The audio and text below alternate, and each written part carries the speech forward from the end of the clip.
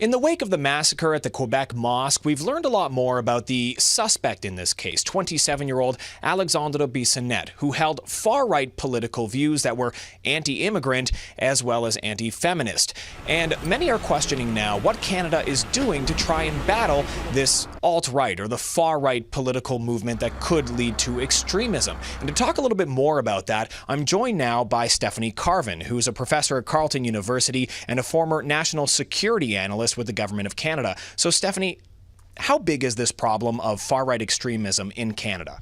It's a good question. We don't actually have indicators as to what people believe, so it's hard to know for sure. What we have seen, however, is really since 2013, a large uptick in the numbers of Canadians that are joining far-right websites, especially on Facebook, and starting up far-right Twitter accounts. The difficulty is knowing whether these are beliefs that these individuals already had, or if they're kind of becoming more extremist in their views. So how challenging is it for law enforcement and security agencies to tackle, let's say, far-right extremism as opposed to what they've been focused on for many years now, Islamic extremism?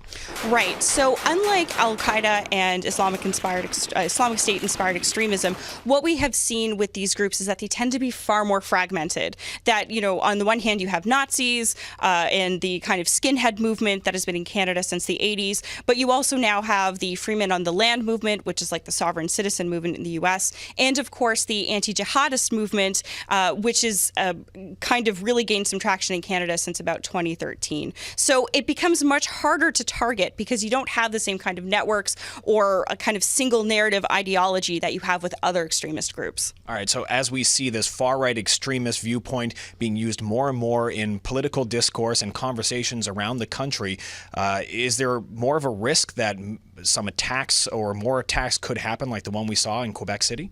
Right. It's hard to say for sure what causes someone to actually radicalize to violence, but we can say it's hard to know when these individuals are going to strike, because they're a lot like the lone actor attacks we see with the Al-Qaeda and Islamic State extremist movements that we have here in Canada. So it's hard to say whether or not we will definitely see an increase, but that possibility certainly does exist. All right. Thank you very much. Stephanie Carvin, a professor at Carleton University, as well as a former national security analyst with the government. And I'm Cormac McSweeney in Ottawa for City News.